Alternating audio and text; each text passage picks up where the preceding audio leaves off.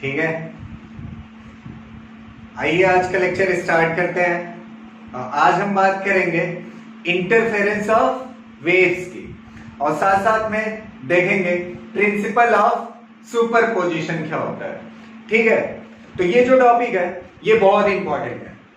बहुत इंपॉर्टेंट इसलिए है क्योंकि जब हम ऑप्टिक्स पढ़ेंगे, ऑप्टिक्स में YDSC experiment, young double slit experiment, तो वहां भी ये टॉपिक दिखेगा।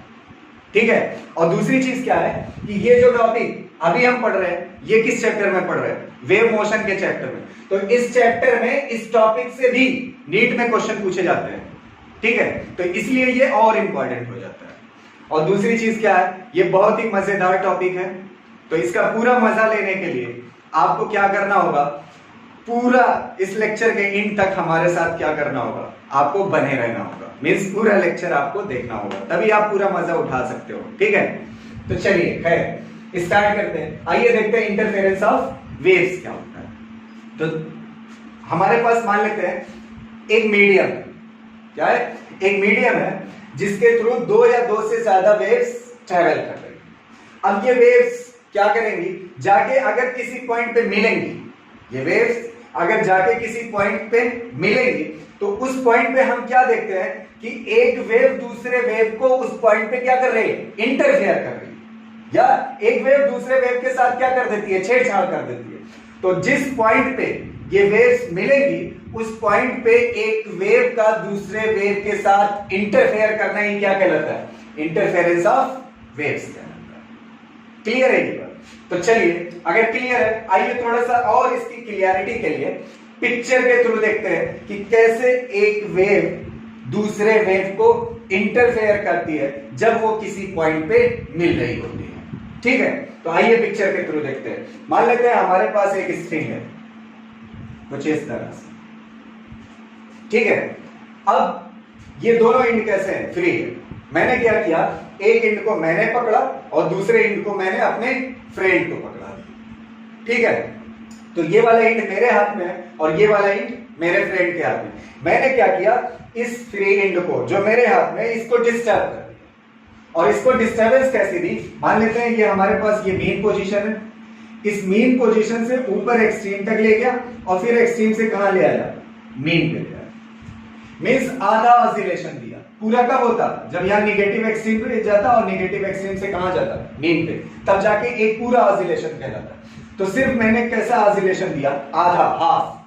ठीक है, तो ये डिस्टर्बेंस जो दी, तो यहां पे क्या हो जाएगी, इस एंड पे एक पल्स जनरेट हो जाएगी। क्या जनरेट हो जाएगी, एक पल्स बन जाएगी। और वो पल्स कैसी दिखेगी, कुछ इस तरह से,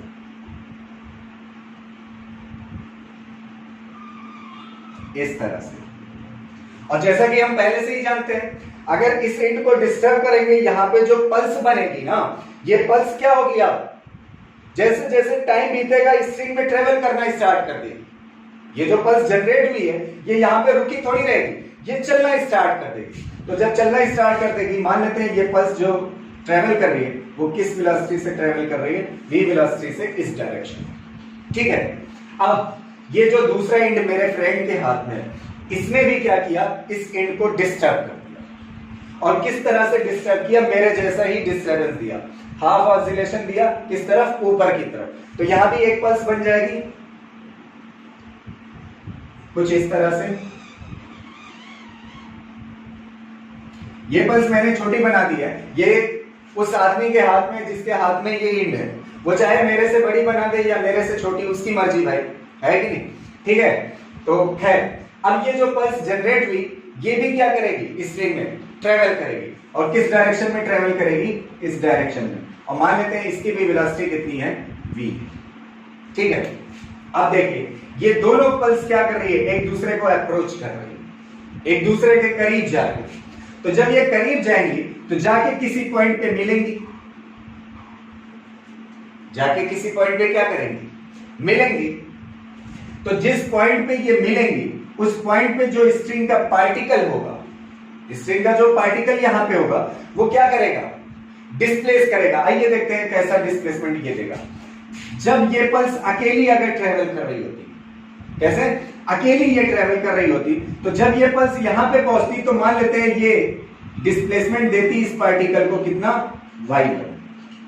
जाहिर सी बात है, अगर पल्स स्ट्रिंग में आगे बढ़ रही है तो जैसे जैसे आगे बढ़ेगी पार्टिकल को क्या करेगी, डिस्टर्ब करेगी, ऑसिलेट कराएगी। तो ये वाले पार्टिकल को मान लेते हैं ये वाली पल्स ऑसिलेट कराती है, कितना, y1 डिस्प्लेसमेंट देती है। क्लियर है? चलिए, अच्छा इसी टाइम पे ये भी पल्स यहीं पे है, सेम टाइम पे, तो ये पल्स क्या हो, क्योंकि दोनों यहां पे क्या कर रहे हैं, मीट कर रहे हैं, मिल रहे हैं, तो अगर ये वाली पल्स भी यहां पे होगी तो ये वाली पल्स मान लेते हैं कितना डिस्प्लेस कराती है इस पार्टिकल को, y2। कितना डिस्प्लेस कराती है, y2। तो अगर आप देखोगे इस पार्टिकल को ये वाली पल्स y1 ऊपर ले जाना चाहती है और ये वाली पल्स y2 ऊपर ले जाना चाहती है, तो इस पार्टिकल के पास टोटल डिस्प्लेसमेंट कितना होगा, y1 प्लस y2। ये क्या होगा, नेट डिस्प्लेसमेंट। क्लियर है ये बात? तो आप देखिए ये दोनों पल्स आ रही थी, करीब आ रही थी, करीब आ रही थी, जब इस पॉइंट पे मिली तो इस पॉइंट के पास डिस्प्लेसमेंट कितना हो गया, y1 प्लस y2। समझ आ रहे हो? जैसे जैसे टाइम बीत रहा था करीब जा रहे थे और इस पॉइंट पे जैसे ही मिले तो डिस्प्लेसमेंट कितना हो गया, y1 प्लस y2। तो अगर सिर्फ एक पल्स होती और वो ट्रेवल कर रही होती तो इस पार्टिकल के पास सिर्फ डिस्प्लेसमेंट कितना होता, y1 होता, लेकिन इस पल्स की मौजूदगी की वजह से इसके पास डिस्प्लेसमेंट कितना हो गया, y1 प्लस y2। मीन्स क्या है, इसके पास अगर सिर्फ अकेली होती y1 होता, लेकिन इसकी वजह से कितना हो गया, y1 प्लस y2 हो गया इस पार्टिकल के पास डिस्प्लेसमेंट। मतलब इस वेव ने इसको क्या कर दिया, इंटरफेयर कर दिया। तो जहां पे मिलेंगी ये वेव्स वहां पे क्या होगा, इंटरफेरेंस होगा। लेकिन जैसे जैसे टाइम बीतेगा तो जैसे और टाइम बीतेगा तो ये दोनों क्या हो जाएंगी, अलग हो जाएंगी, क्योंकि ये इस डायरेक्शन में चल रही है और ये इस डायरेक्शन में, तो इस पॉइंट पे मिल रहे हैं, फिर उसके बाद क्या हो जाएंगे, दोनों अलग हो जाएंगे। और जैसे ही अलग होंगे तब शेप कैसा दिखेगा, कुछ इस तरह से स्ट्रिंग का। ये जो पल्स है वो इस तरफ आ रही है तो ये ट्रेवल करके यहां कहीं पहुंच जाएगी कुछ टाइम के बाद, और ये वाली जो पल्स है वो यहां पहुंच जाएगी और इसकी वेलोसिटी की डायरेक्शन किस तरफ है, इस तरफ, और ये वाली जो पल्स है वो यहां पहुंच जाएगी।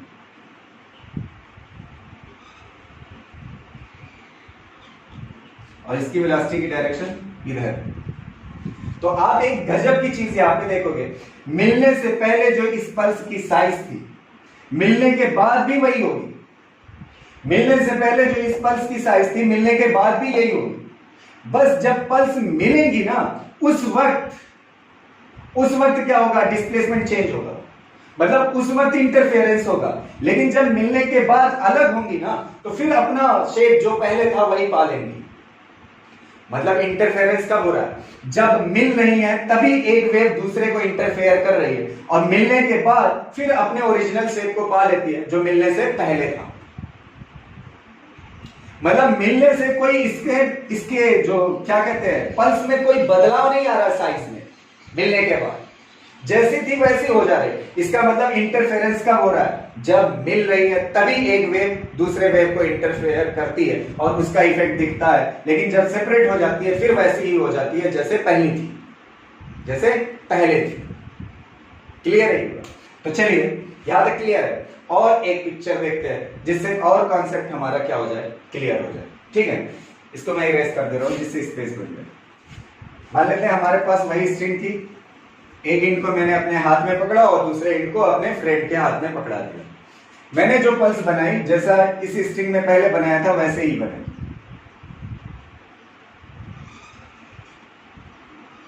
उसी तरह। ठीक है, लेकिन मेरे फ्रेंड ने क्या किया, इस बार इसने पल्स ऊपर ना बना के नीचे बना दिया, कुछ इस तरह से। मीन से पहले निगेटिव एक्सट्रीम पे ले गया, फिर निगेटिव एक्सट्रीम से मीन को लेके चला। मतलब ऑसिलेशन कैसा दिया, नीचे फिर मीन। समझ आ रहे? तो यहां पे पल्स जो बनेगी वो कुछ इस तरह से दिखेगी।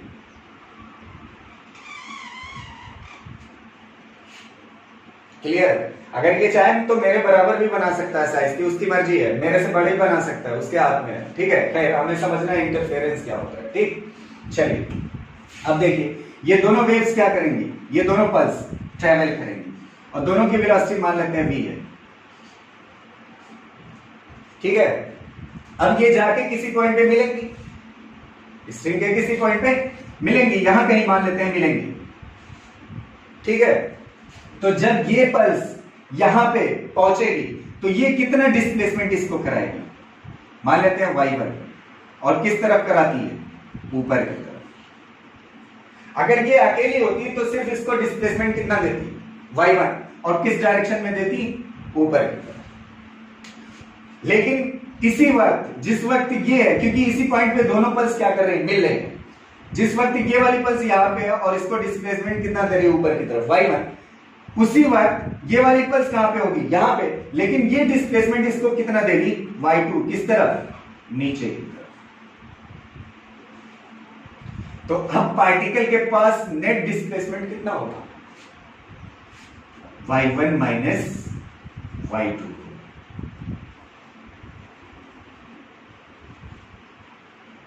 समझ पा रहे हो, ये ऊपर डिस्प्लेसमेंट कराना चाहेगी कितना, y1, लेकिन ये क्या करेगी, नीचे की तरफ इस पार्टिकल को खींचेगी, कितना डिस्प्लेसमेंट कराएगी, y2। तो आपको नेट डिस्प्लेसमेंट इस पार्टिकल का कितना दिखेगा, y1 माइनस y2। समझ पा रहे हो। और इसके बाद जब दोनों सेपरेट होंगे तो ये वाली वेव इस तरफ चली आएगी और ये वाली वेव इस तरफ चली जाएगी कुछ टाइम के बाद। तो कैसी स्ट्रिंग का शेप दिखेगा, कुछ इस तरह से दिखेगा। ये वाली पल्स जो है वो यहां पहुंचाएगी और इसके पास वेलोसिटी कितनी है v, और किस डायरेक्शन में, इस डायरेक्शन में। और ये वाली पल्स कहां पे चली जाएगी, यहां, और इसकी वेलोसिटी किस तरफ है, इस तरफ। ठीक है, आप देखिए यहां पे सेपरेट होने के बाद जिस शेप में थी उसी शेप में रहेगी, ये भी जिस शेप में थी उसी शेप में रहेगी। इंटरफेरेंस कहां पे हो रहा है, जहां पे मिल रहा है वहां पे हो रहा है। समझ आ रही ना।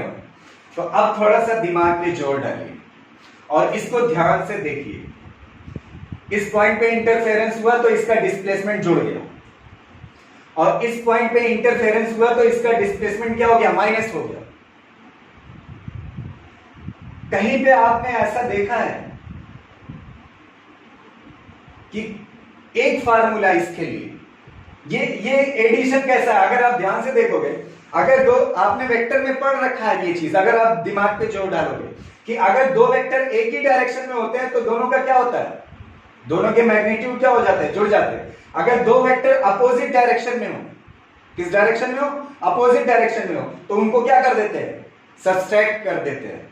समझ आ रहे हैं। तो वेक्टर में ये चीज देखी है। तो अगर ध्यान से देखोगे तो ये दोनों चाहे ये दोनों क्या है, दोनों वेक्टर एडिशन है, ये भी और ये भी। तो आप कह सकते हो ये क्या है, y1 vector plus y2 vector किसके बराबर होगा, y नेट वेक्टर। ये दोनों कैसे एडिशन है, वेक्टर ही तो है, वेक्टर का कॉन्सेप्ट ही तो कहता है कि दोनों एक डायरेक्शन में जोड़ दो, दोनों अपोजिट डायरेक्शन में तो घटा दो। समझ आ रहे हो। और दोनों कहां से आते हैं, इससे आते हैं। आप दिमाग पे थोड़ा जोर डालिए, ठीक है। और अगर आपको दिक्कत हो रही है तो मैं आपको थोड़ा सा रिवाइज कराता हूं उस चीज को, और थोड़ा सा मैं रिमाइंड करा रहा हूं, आप ध्यान से देखिएगा, ठीक है। हमने पढ़ा था कि जब दो वेक्टर्स हमारे पास हो, वेक्टर ए और वेक्टर बी, और दोनों को ऐड कर देते हैं तो हमें एक रिजल्टेंट वेक्टर मिलता है आर वेक्टर। इसके मैग्नीट्यूड का फार्मूला हमने पढ़ा था ना, इसका मैग्नीट्यूड क्या होगा, इस तरह से लिख सकते हो, या आपको मैंने बताया था आप सिंपली आर लिख दो, इसको क्या बोलेंगे, रिजल्टेंट का मैग्नीट्यूड। और इसका फार्मूला हमने क्या पढ़ा था, ए स्क्वायर, ए के मैग्नीट्यूड का square plus b square plus 2ab cos theta, इसी का रिजल्टेंट है ये। इसी को सॉल्व करने के बाद ये आता है मैग्नीट्यूड का फार्मूला। समझ आ रही है। तो आप जाके वेक्टर में देखिएगा, इसी को सॉल्व करेंगे तो ये मैग्नीट्यूड का फार्मूला हमें मिलेगा, ठीक है। अब ध्यान से देखिए, यहां पे अगर दो वेक्टर एक ही डायरेक्शन में, किसमें है, एक ही डायरेक्शन में, तो अगर दो वेक्टर एक ही डायरेक्शन में है तो इसके बीच का एंगल कितना होगा, थीटा इज इक्वल टू 0। दोनों वेक्टर के बीच में एंगल कितना होगा, 0। तो अगर एंगल 0 होगा तो cos 0 की वैल्यू कितना होती है, 1। यहां पे स्क्वायर को या इधर अंडर रूट लगा दो, बात एक ही है, ठीक है। तो यहां पे थीटा इज इक्वल टू क्या हो जाएगा, 0 और थीटा इज इक्वल टू 0 हो जाएगा तो cos 0 की वैल्यू कितना होती है 1। तो यहाँ पे r square is equal to क्या बचेगा a square plus b square plus 2ab। cos 0 की वैल्यू कितना होती है 1। तो अगर आप ध्यान से देखोगे तो ये क्या हो जाएगा r square is equal to ये किसका रिजल्ट है a प्लस b के होल स्क्वायर का, और ये पावर क्या हो जाएगी कैंसिल।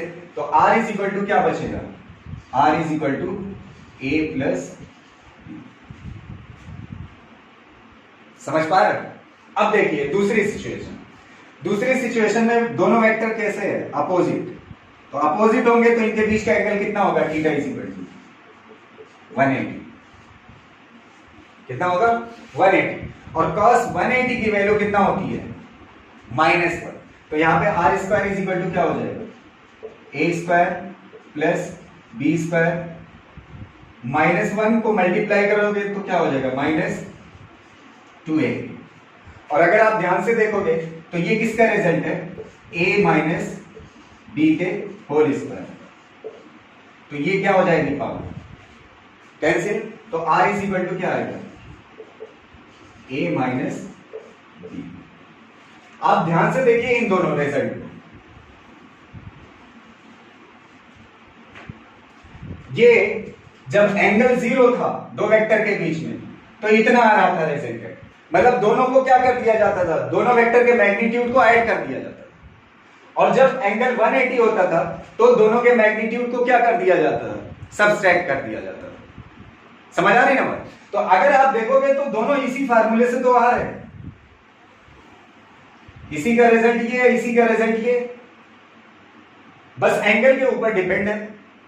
अगर एंगल 0 है तो दोनों क्या होगा एक डायरेक्शन में होंगे दोनों को ऐड कर देंगे, और अगर एंगल 180 होगा तो दोनों वेक्टर अपोजिट डायरेक्शन में होंगे तो सब्सट्रैक्ट कर देंगे। तो दोनों इसी से तो आ रहा है। और ये किसका रिजल्ट है यार ध्यान से देखो इसी का तो है, इसी से तो आ रहा है ये, इसी का क्या है सोल्यूशन है मैग्नीट्यूड का फार्मूला है इसी से आता है।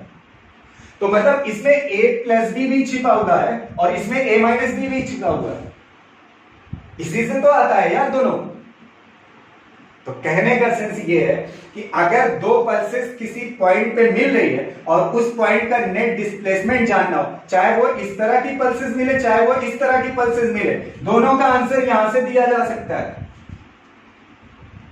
मतलब इसमें दोनों छिपे हुए हैं, समझ आ रहे। और सिर्फ दोनों ही क्यों, किसी भी तरह की पल्सेस, किसी भी तरह कहने का सेंस आप समझ रहे हो। मान लेते हैं कि एक पल्स इस एंड पे, ध्यान से देखिए मेरी तरफ, ठीक है, एक पल्स इस एंड पे ऐसी बनाए इस तरह से, और किसी ने इस वाले एंड पे और दूसरे ने एक पल्स ऐसी बनाई इस वाले प्लेन इस तरह से। तो ये पल्स ऐसे, ये वाली आगे बढ़ रही है और ये वाली पल्स आगे बढ़ रही है। तो अगर आप देखोगे ये पल्स ऐसी है और ये पल्स ऐसी है तो दोनों के बीच में एंगल कितना है 90। तो उसका भी आंसर ये वाला फार्मूला देगा। मतलब कहने का सेंस ये है कि किसी भी तरह की पल्स हो, किसी भी तरह की किसी भी एंगल पे पल्स हो, अगर वो जाके दोनों किसी भी एंगल से मीट करती है किसी पॉइंट पे तो उसका नेट डिस्प्लेसमेंट कितना होगा इस फार्मूले से बताया जा सकता है। इसमें सब कुछ छिपा हुआ है, समझ। ये कोई जरूरी है जीरो, जब एंगल 0 तभी आंसर देगा या जब एंगल 180 हो तभी आंसर देगा ये फार्मूला। एंगल कोई भी हो, हर एंगल के लिए ये रिजल्टेंट बता सकता है ना। मतलब दो वेक्टर किसी भी एंगल पे हो, तो कहने का सेंस ये है कि किसी भी तरह की वेव हो, ये दो पल्सेस जो हमने बनाई इसमें दो ही तरीका दिखाया ना कि इस तरह से पल्स हो या इस तरह से, किसी भी तरह की पल्स हो, किसी भी एंगल से मीट कर रही हो किसी पॉइंट पे, तो अगर मुझे नेट डिस्प्लेसमेंट जानना है तो इस फार्मूले का इस्तेमाल कर सकता हूं और इसी फार्मूले से सब का आंसर हो जाएगा खुद ब खुद। इससे ये भी आ जाएगा और इससे ये भी आ जाएगा। क्लियर है ये?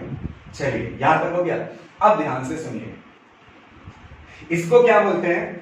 प्रिंसिपल ऑफ सुपरपोजिशन बोलते हैं। इसी को क्या बोलते हैं? Principle of superposition.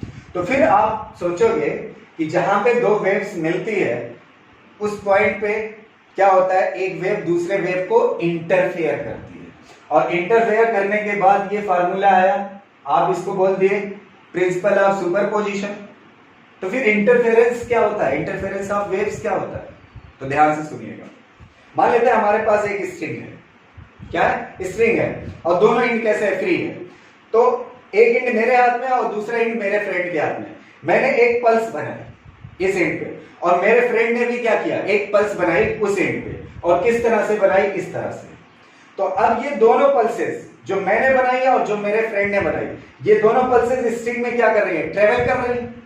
स्ट्रिंग में अगर ये दोनों पल्सेस ट्रेवल कर रहे हैं तो जाके किसी पॉइंट पे मिलेंगी, और जिस पॉइंट पे मिलेंगी उस पॉइंट पे दिखेगा एक बड़ी सी पल्स बन रही है। जिस पॉइंट पे ये दोनों पल्सेस मिलेंगी वहां पे क्या दिखेगा, एक बड़ी सी पल्स बन रही है।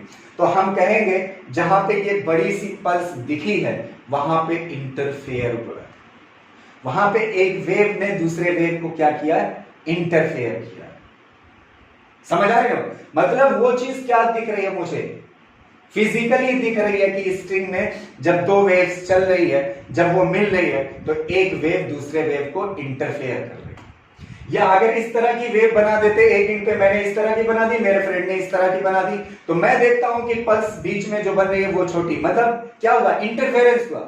मतलब ये जो फिजिकली दिख रहा है उसको क्या बोलते हैं, इंटरफेरेंस बोलते हैं फिजिकली। लेकिन कितना इंटरफेयर होकर डिस्प्लेसमेंट, नेट डिस्प्लेसमेंट कितना होगा या कितना है उसके पास, जब एक पल्स ने दूसरे पल्स को इंटरफेयर किया तो उस पॉइंट पे नेट डिस्प्लेसमेंट कितना है, जिस फार्मूले से या जिस मैथमेटिकल जुगाड़ से उसका आंसर देंगे उसे क्या कहते हैं, प्रिंसिपल ऑफ सुपरपोजिशन। समझ आया दोनों में फर्क। सिंपली जहां पे दो पल्स मिलेंगी एक दूसरे को इंटरफेयर करेंगी, वो फिजिकली अगर मुझे दिख रहा है, आंखों से अपने दिख रहा है कि एक वेव दूसरे वेव को क्या कर रहे, इंटरफेयर कर रहे, तो उसे क्या कहते हैं, इंटरफेरेंस ऑफ वेव्स। जो चीज मुझे फिजिकली दिख रही, लेकिन कितना उस पॉइंट का नेट डिस्प्लेसमेंट कितना जिस पॉइंट पे वो मिल रहे, जिस मैथमेटिकल जुगाड़ से बताते हैं उसे क्या कहते हैं, प्रिंसिपल ऑफ सुपरपोजिशन। तो प्रिंसिपल ऑफ सुपरपोजिशन क्या है, मैथमेटिकल जुगाड़ है, क्या चीज बताने का, कि जहां पे वेव्स मिलेंगी उस पॉइंट पे नेट डिस्प्लेसमेंट कितना होगा, और इससे ज्यादा कुछ नहीं। ठीक है, चलिए यहां तक क्लियर है। अच्छा एक चीज देखिए, यहां पे ये जो फार्मूला है ये जो है वेक्टर फॉर्म में है। किस फॉर्मेट में है, वेक्टर के फॉर्मेट में है। अच्छा जब मुझे इसका मैग्नीट्यूड, इस रिजल्टेंट वेक्टर का मैग्नीट्यूड जानना था तो हमने क्या किया, एक फार्मूला बनाया जो क्या दे रहा है मुझे, रिजल्टेंट का मैग्नीट्यूड दे रहा है, ये वेक्टर के फॉर्मेट में। और अगर मुझे इस रिजल्टेंट का मैग्नीट्यूड जानना हो तो इस फार्मूले से हम जानते थे। ऐसे ही यहां पे ये जो y नेट है, नेट डिस्प्लेसमेंट है, जहां पे दो वेव्स क्या कर रही है, मिल रही है, उस पॉइंट पे नेट डिस्प्लेसमेंट जो है वो किस फॉर्मेट में है, ये वेक्टर के फॉर्मेट में। अब हम जानना चाहते हैं y नेट का मैग्नीट्यूड कितना होगा, y नेट का मैग्नीट्यूड कितना होगा, मींस जहां पे दो वेव्स मिलेंगी उस पॉइंट पे जो पार्टिकल होगा उसके नेट डिस्प्लेसमेंट का मैग्नीट्यूड क्या होगा, उसके लिए फार्मूला बनाएंगे।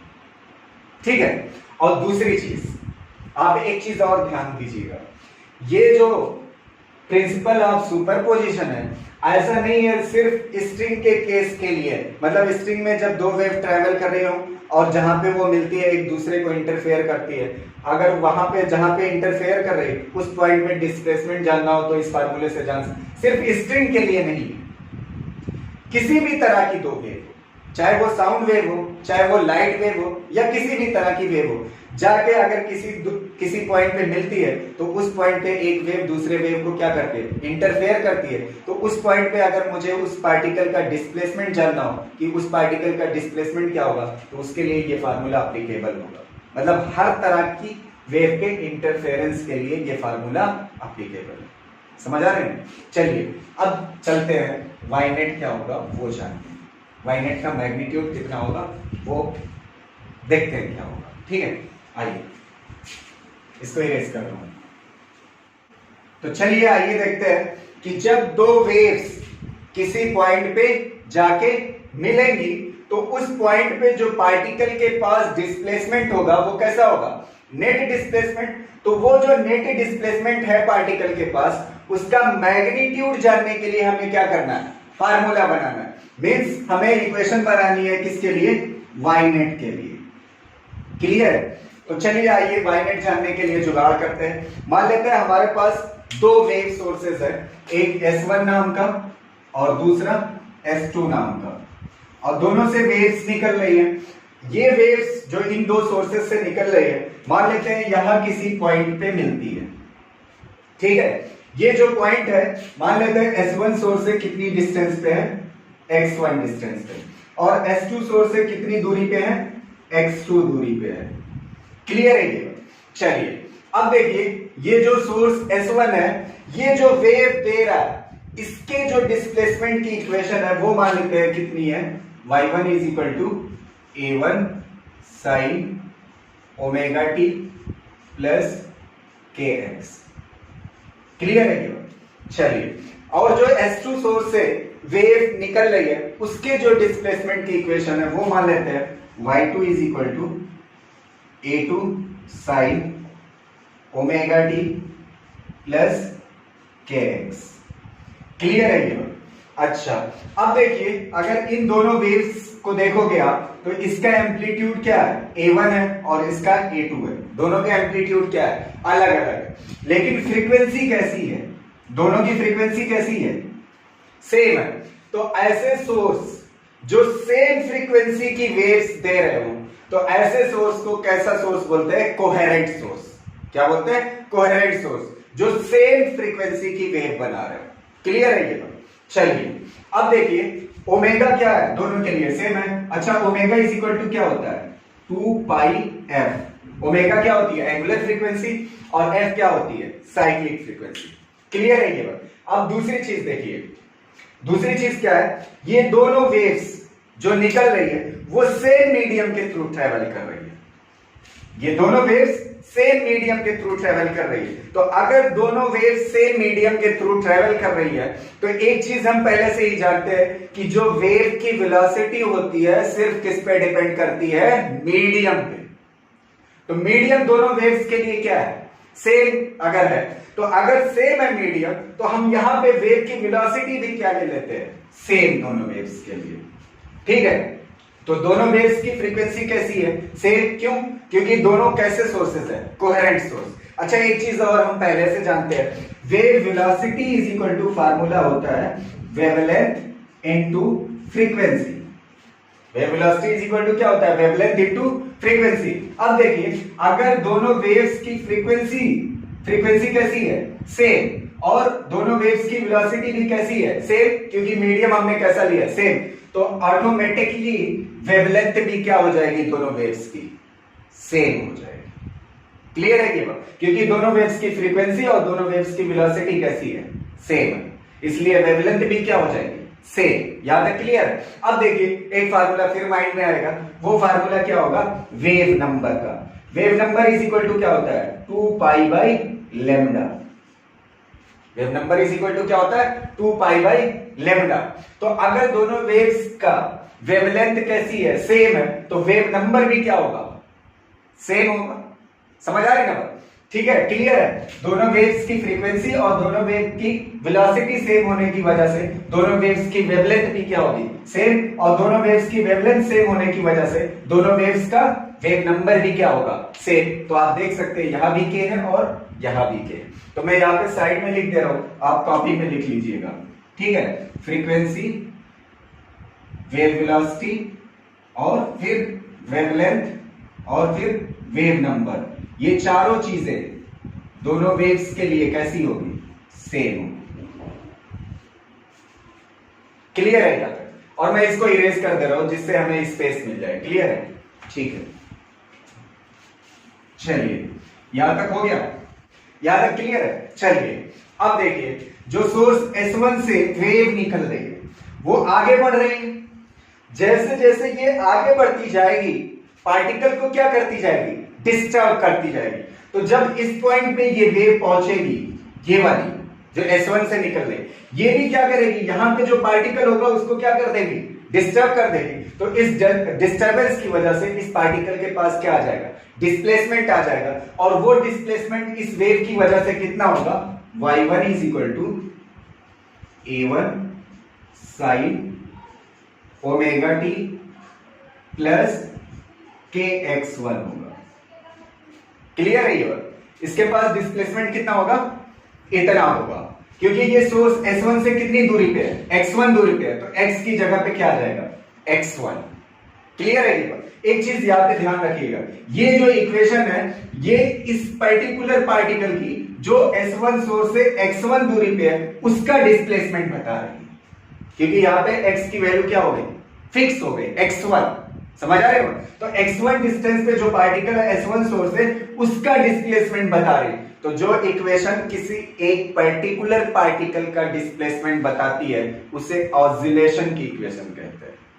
किसकी? ऑसिलेशन की इक्वेशन। लेकिन इस वाली इक्वेशन को देखोगे, इसमें अभी x फिक्स नहीं है। अगर x फिक्स नहीं है तो इसका मतलब क्या है? साउंड सोर्स जो S1 वाला है या जो वेव सोर्स S1 वाला है वहां से किसी भी दूरी का पार्टिकल आप लीजिए, उसका डिस्प्लेसमेंट ये इक्वेशन बता सकती है, क्योंकि अभी x फिक्स नहीं है। तो अगर x फिक्स नहीं है तो ये कैसी इक्वेशन कहलाएगी? वेव की इक्वेशन कहलाएगी। जैसे आप यहाँ पे x फिक्स कर दोगे तो उस पर्टिकुलर पार्टिकल के डिस्प्लेसमेंट की ये इक्वेशन बात करेगी। क्लियर है? चलिए अब देखिए, इस वाली वेव की वजह से ये जो S2 सोर्स से निकल रहे, इसकी वजह से भी इस पार्टिकल का डिस्प्लेसमेंट होगा, क्योंकि इसी वक्त ये भी वेव कहां पे है? यहीं पे। तो इसकी वजह से डिस्प्लेसमेंट कितना होगा यहाँ पे इस पार्टिकल के पास?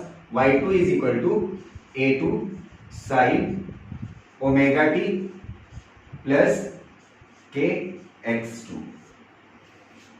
क्लियर है ये बात?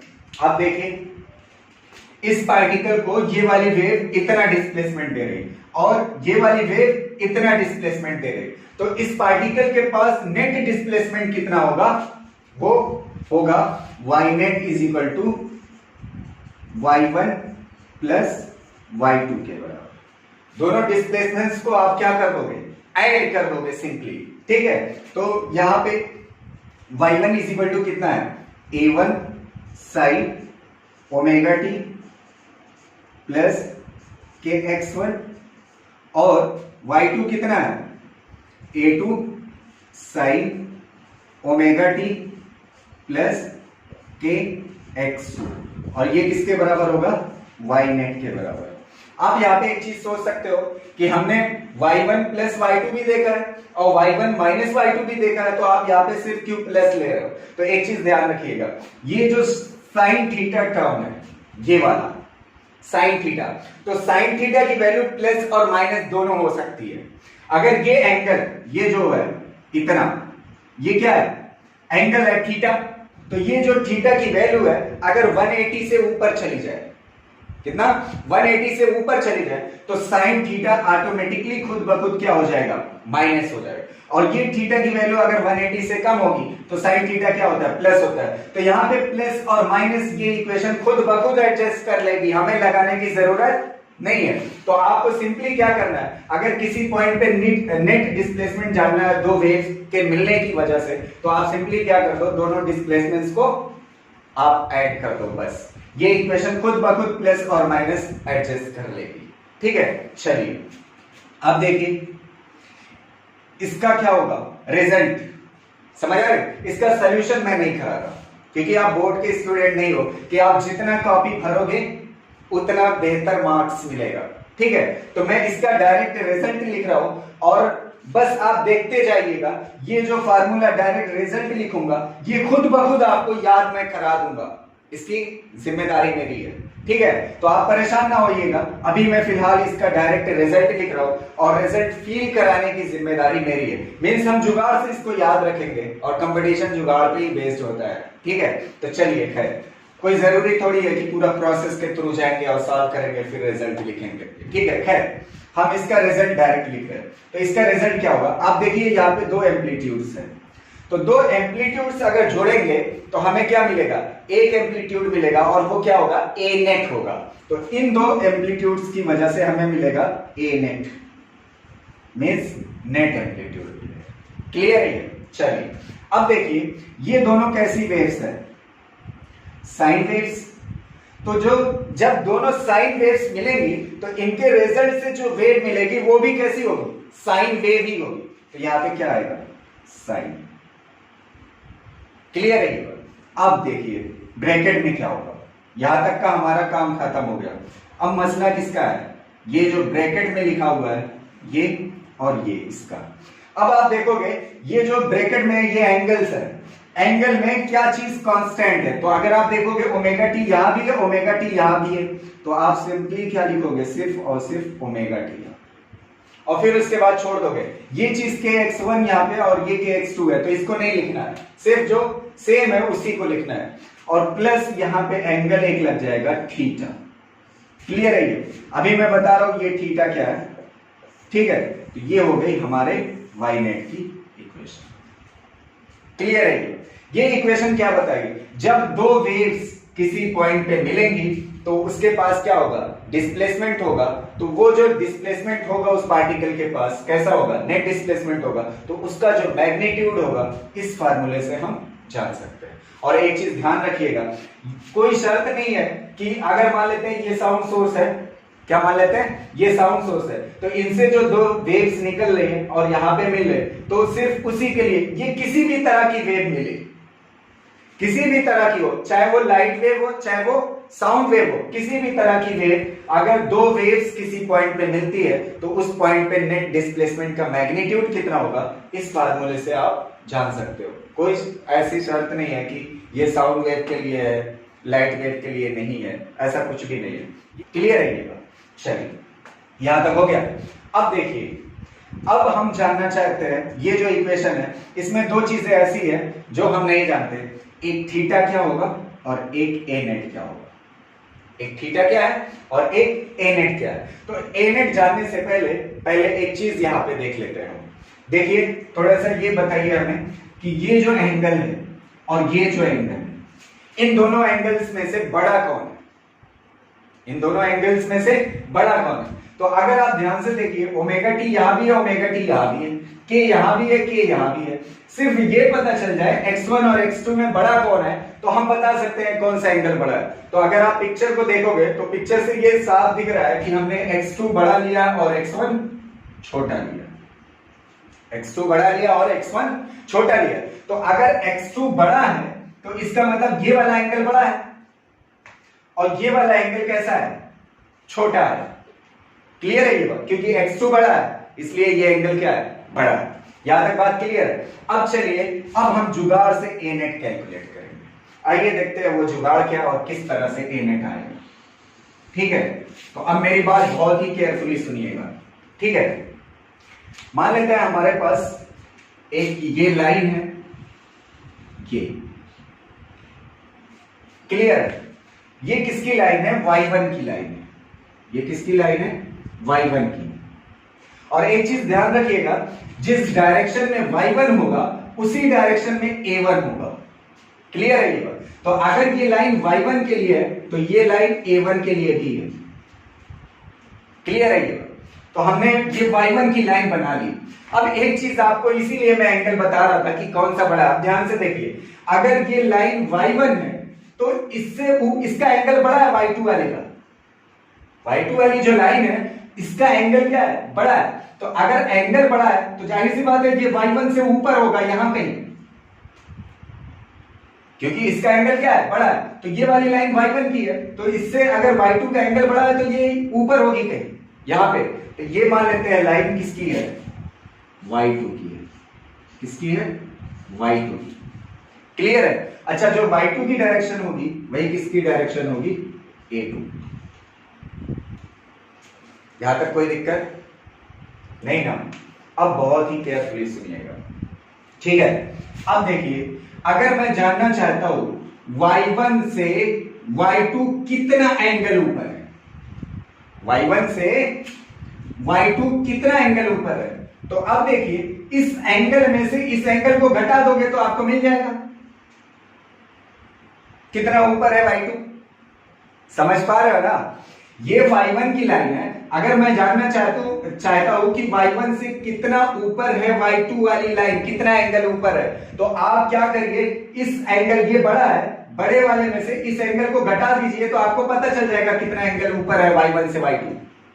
समझ आ रही है ना बात? तो घटा दीजिए। मान लेते हैं इस एंगल को P2 और इस एंगल को मान लेते हैं P1। तो P2 में से P1 को घटा दीजिए आप, P2 माइनस P1 कर दीजिए तो आपको मिल जाएगा कि कितना ऊपर है y1 से y2। समझ आ रही है ना? तो आप देखिए क्या आएगा, इसमें से इसको घटाइए तो आपको मिलेगा k x2 माइनस x1, इतना एंगल ऊपर। तो अब इतना बड़ा ना लिख करके हम इसको बोल देते हैं फाई। क्या बोल देते हैं? फाई। और आपको याद होगा एंगल का डिफरेंस जो होता है वो फेज डिफरेंस कहलाता है। पीछे के लेक्चर्स में हम देख चुके हैं क्या कहलाता है, फेज डिफरेंस। और इसको मैं डेल फाई से दिखाता था वहां पे। तो यहाँ पे डेल नहीं लिख रहा हूं क्योंकि आगे जब आप बढ़ोगे तो थोड़ा सा अच्छा नहीं लगेगा डेल लगाना यहाँ पे। तो ये जो फाई है बस आप इतना याद रखिए, ये क्या है, फेज डिफरेंस है। क्या है ये? जो डेल फाई लिखते थे अब इसको किससे लिखने लगे? फाई से। ये क्या है? फेज डिफरेंस है। क्लियर है ये? तो चलिए अब देखिए y1 से कितना ऊपर है y2 ये पता चल गया। इस एंगल में से इसको घटा देंगे हमें पता चल जाएगा कितना ऊपर है। और वो कितना ऊपर है? फाई एंगल ऊपर है। कितना एंगल है ऊपर है? Phi angle. ये जो है फाई है। क्लियर है ये? अब यहां से देखिए ध्यान से, ये कौन सा वेक्टर की लाइन है? जो y1 की है वही a1 की है। तो ये लाइन किसकी है? a1 की। और ये लाइन किसकी है? a2 वेक्टर की। और इनके बीच का एंगल भी हमें पता है। तो अगर दो वेक्टर्स पता हो और उनके बीच का एंगल पता हो तो हमें इसका रिजल्टेंट निकालना कोई बड़ी बात नहीं रह गई। अब मींस a नेट कैलकुलेट करना कोई बड़ी बात नहीं है। कैसे कैलकुलेट करते थे?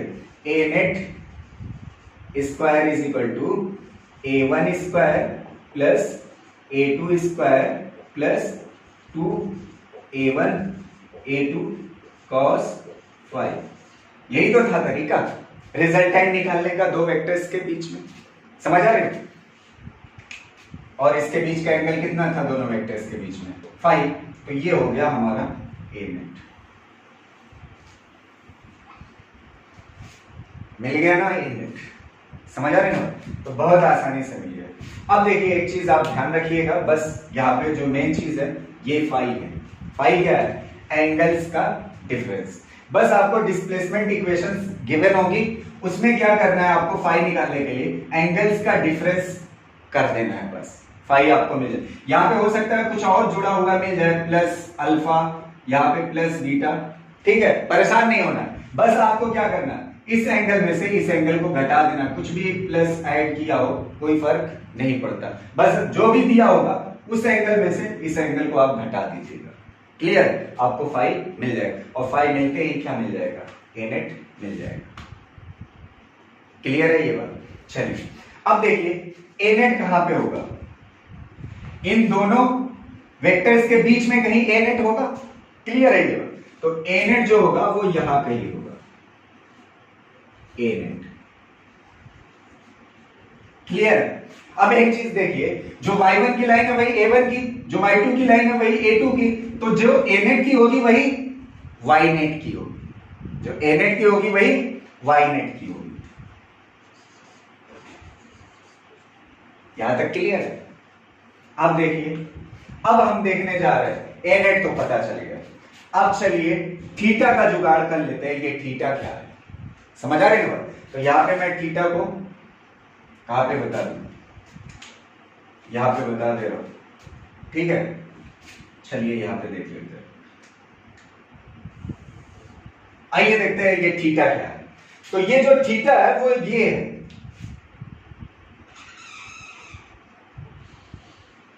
a नेट और a1 के बीच का एंगल। ये जो थीटा है ये क्या है? a1 और a नेट के बीच का एंगल। अब आप पीछे की तरफ जाइए और वेक्टर को याद कीजिए थोड़ा सा। अगर आप ध्यान से देखोगे ये जो थीटा है वो क्या बता रहा है? डायरेक्शन बता रहा है। थीटा क्या बता रहा है? डायरेक्शन बता रहा है। और कैसे? a1 से कितना ऊपर है a नेट। अगर कितना ऊपर है a नेट ये बता रहा है एंगल थीटा, तो जाहिर सी बात है ये थीटा क्या है? डायरेक्शन ही तो है। समझ आ रहे हैं ना? तो मैग्नीट्यूड यहां से पता चलेगा और ये थीटा क्या बताएगी? a नेट या y नेट की डायरेक्शन क्या है। क्लियर है ये? तो डायरेक्शन के लिए हमने फार्मूला पढ़ा था वेक्टर में। ठीक है, चलिए मैं बता रहा हूं। ये कैसे बताते थे? tan थीटा लिखते थे। क्या लिखते थे? tan theta. और tan थीटा लिखने के बाद ये जिस वेक्टर से लगा हुआ है थीटा उसके मैग्नीट्यूड को नहीं लेंगे, किसको लेंगे? जिससे थीटा नहीं लगा हुआ, मींस ये वाला A2। और यहां पे क्या होता था? Sine phi. क्या होता था? साइन फाइव डिवाइड बाई क्या होता था? A1 जिससे थीटा लगा हुआ है उसका magnitude A1 vector plus A2 cos five. आप वेक्टर को जाके कॉपी पलटिएगा, ठीक है? वहां पे ये डायरेक्शन का फार्मूला दिखेगा। यहां तक हो गया?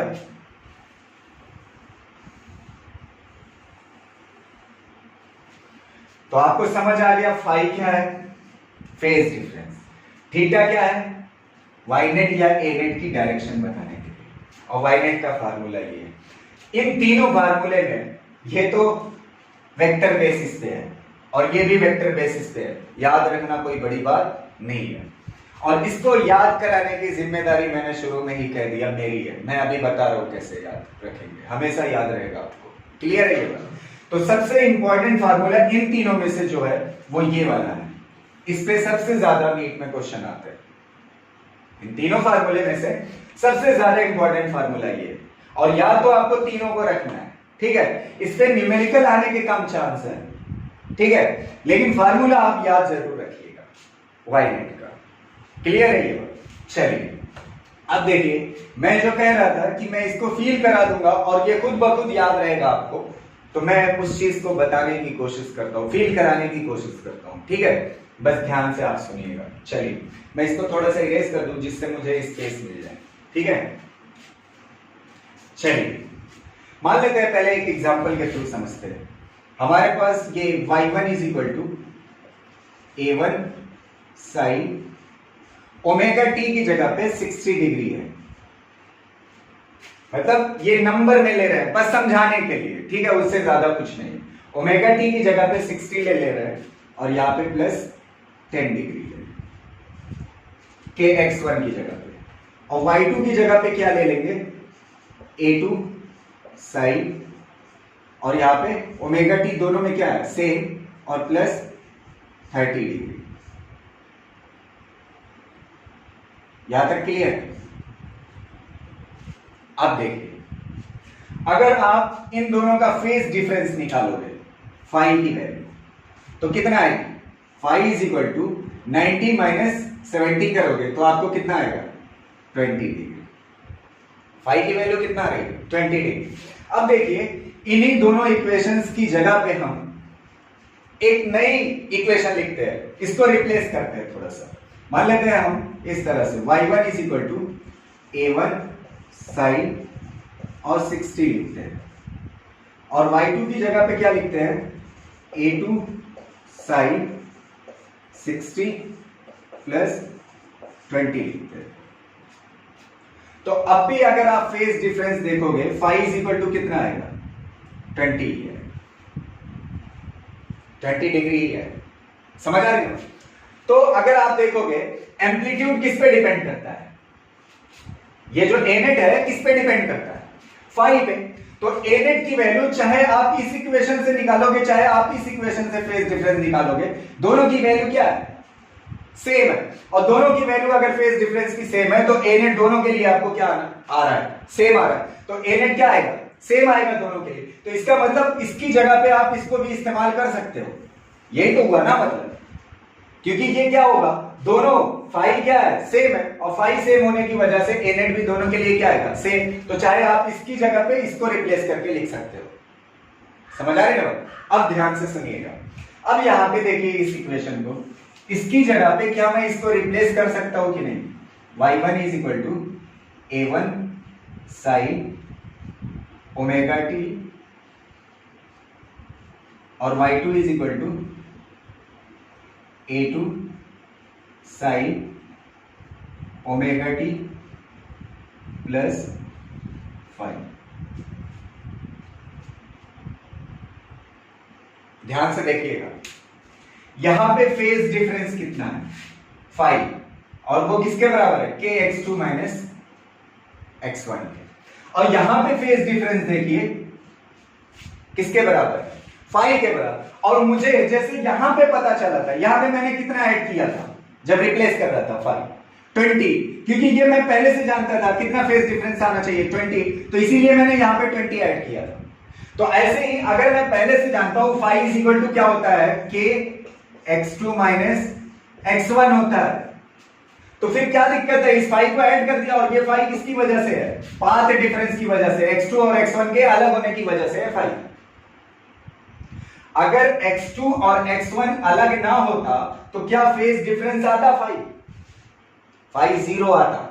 तो अगर मुझे पहले से ही पता है कि फाई क्या है, फाई क्या है, के x2 माइनस x1 है, तो मैं यहां पे फाई ऐड कर सकता हूं कि नहीं, तो इसकी जगह पे मैं इसको रिप्लेस कर सकता हूं कि नहीं। अगर मैंने यहां पे क्या किया, 60 में 20 ऐड कर दिया, और ये 20 है क्या, जो मैं जानता था फेज डिफरेंस कितना आना चाहिए 20।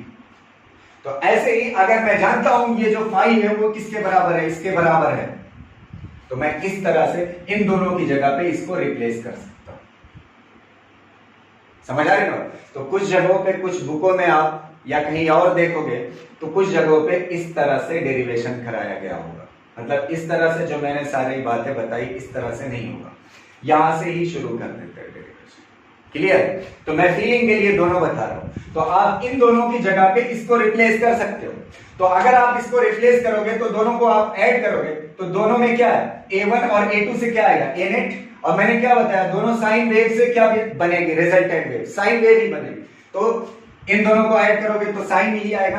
अब आप क्या देखोगे, दोनों एंगल्स में कांस्टेंट क्या है, तो ओमेगा टी दोनों में कांस्टेंट है, और प्लस थीटा जो है वो एंगल अलग चीज है। समझ आ रही है ना बात। उसके बाद जो चीजें है उसको छोड़ देना है, बस कौन सी लेना है, कॉमन वाली। तो यहाँ पे कॉमन वाली लेके छोड़ दिया, और प्लस यहाँ पे थीटा, मतलब फाई नेट भी वही आएगा, ए नेट भी वही आएगा, टेन थीटा भी, सब कुछ वही आएगा। इन दोनों के इस्तेमाल से कोई फर्क नहीं पड़ता। और बस इतना हमें जानना है कि ये फाई क्या है, और फाई हम पहले से ही जानते हैं, ये फाई किसकी वजह से आ रहा है, पाथ के डिफरेंस की वजह से। x2 माइनस x1 मतलब क्या होता है, पाथ डिफरेंस। तो हमें पहले से ही पता है पाथ डिफरेंस फाई कितना आना है, तो उसको हमने ऐड कर दिया।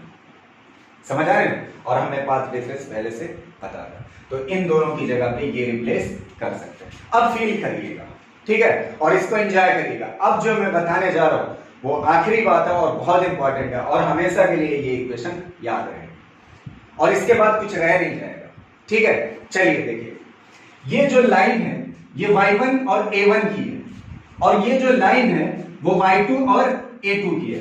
तो अब आप ध्यान से देखिए इन दोनों इक्वेशंस को, जो इनकी जगह पे रिप्लेस किए, ये जो है इतना है, समझ आ रहे हो। और ये कौन सी लाइन है, ये वाली।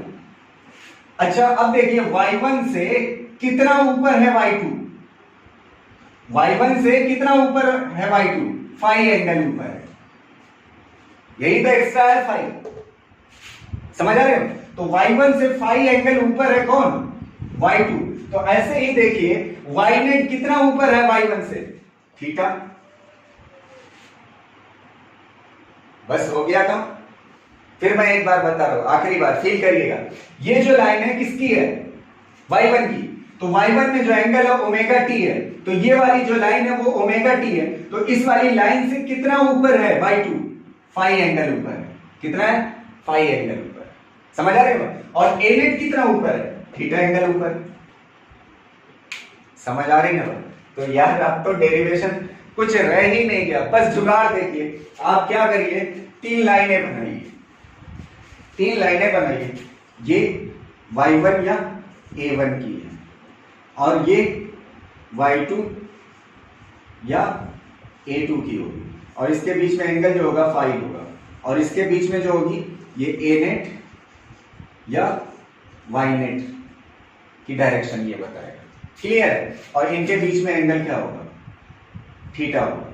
तो आप देखिए y1 इज इक्वल टू क्या होगा, a1 साइन ओमेगा टी, और इससे क्या होगा, फाई एंगल ऊपर होगा कौन, y2। फाई एंगल ऊपर होगा y2, और y नेट कितना एंगल ऊपर होगा, थीटा।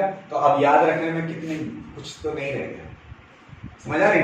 और उसके बाद a नेट याद रखना एकदम सिंपल है, और tan थीटा वेक्टर बेसिस पे। तो रह ही क्या गया, ये जो चीजें इरेज हो गई उसको मैं लिख दे।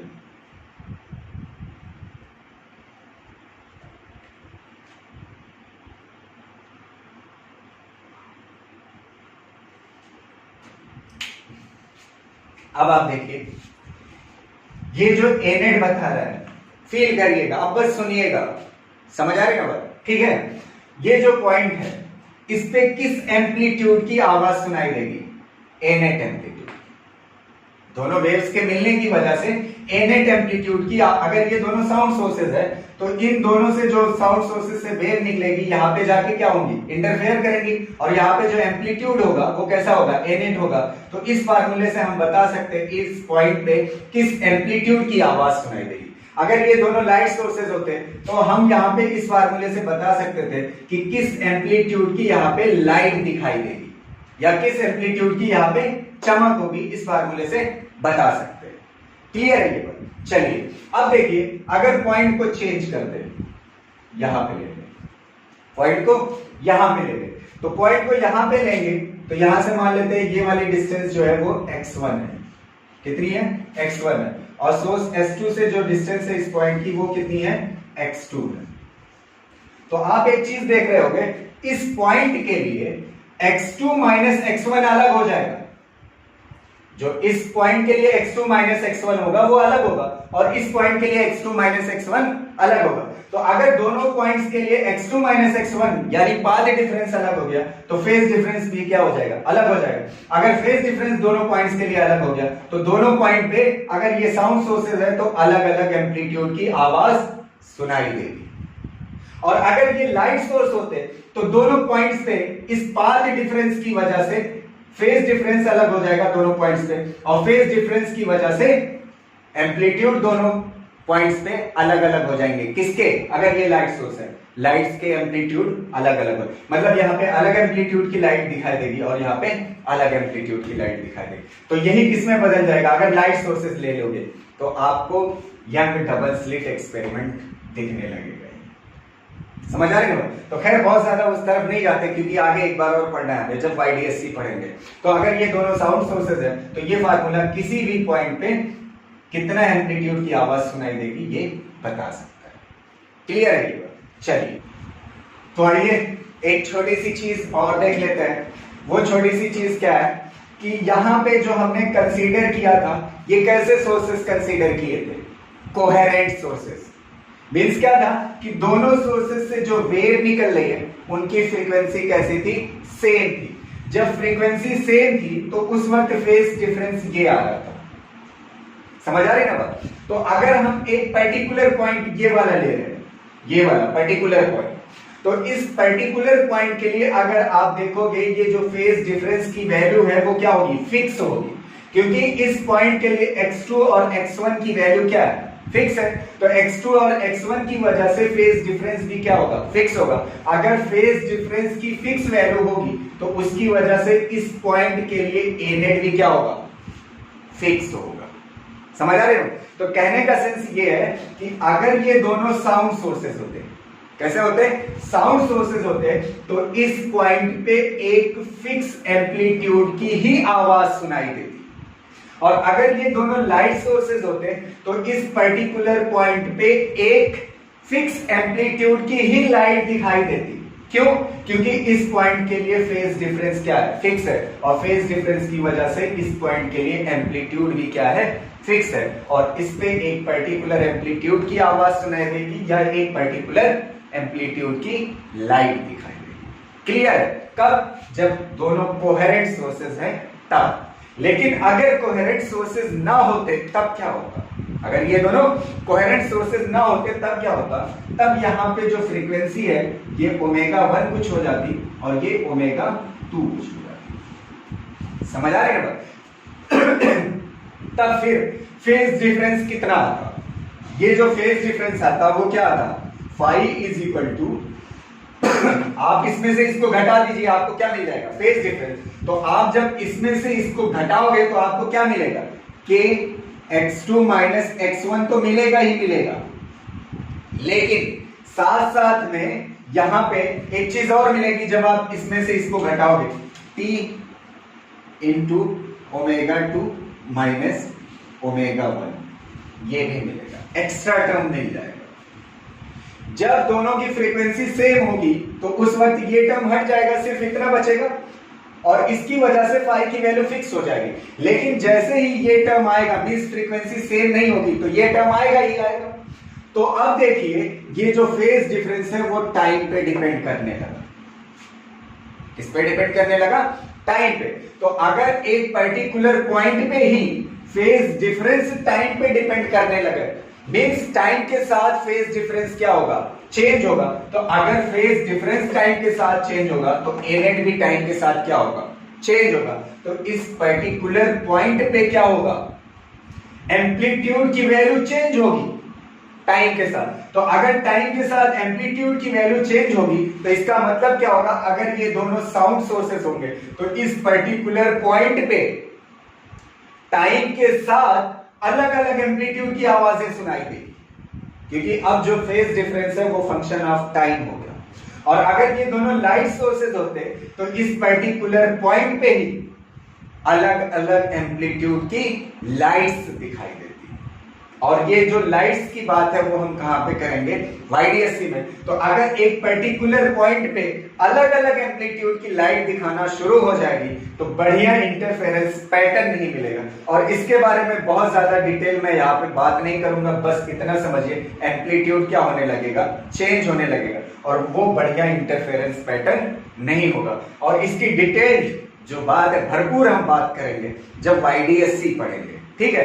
अभी के लिए सिर्फ इतना कि अगर आप कोहेरेंट सोर्सेज नहीं लोगे तो फेज डिफरेंस टाइम पे डिपेंड करने लगेगा और एक पर्टिकुलर पॉइंट पे जो है ए नेट की वैल्यू होगी वो लगातार चेंज होगी। इस पे पर्टिकुलर एम्पलीट्यूड की आवाज आप नहीं सुन सकते, इस पे लगातार एम्पलीट्यूड की वैल्यू चेंज होती है। तो इसीलिए हम क्या कर रहे हैं, यहाँ पे फ्रीक्वेंसी कैसी ले रहे हैं? सेम, मींस कैसा सोर्स ले रहे हैं? कोहेरेंट सोर्सेस ले रहे हैं, जिससे फेज डिफरेंस क्या हो जाए? एक पर्टिकुलर पॉइंट के लिए फिक्स हो जाए। और फेज डिफरेंस के फिक्स होते ही एम्पलीट्यूड इस पॉइंट के लिए फिक्स हो जाएगा। तो अगर ये लाइट सोर्सेज होंगे तो एक पर्टिकुलर एम्पलीट्यूड की लाइट दिखाई देगी, अगर ये साउंड सोर्सेज होंगे तो एक पर्टिकुलर एम्पलीट्यूड की साउंड सुनाई देगी इस पॉइंट पे। समझ आ रही हो?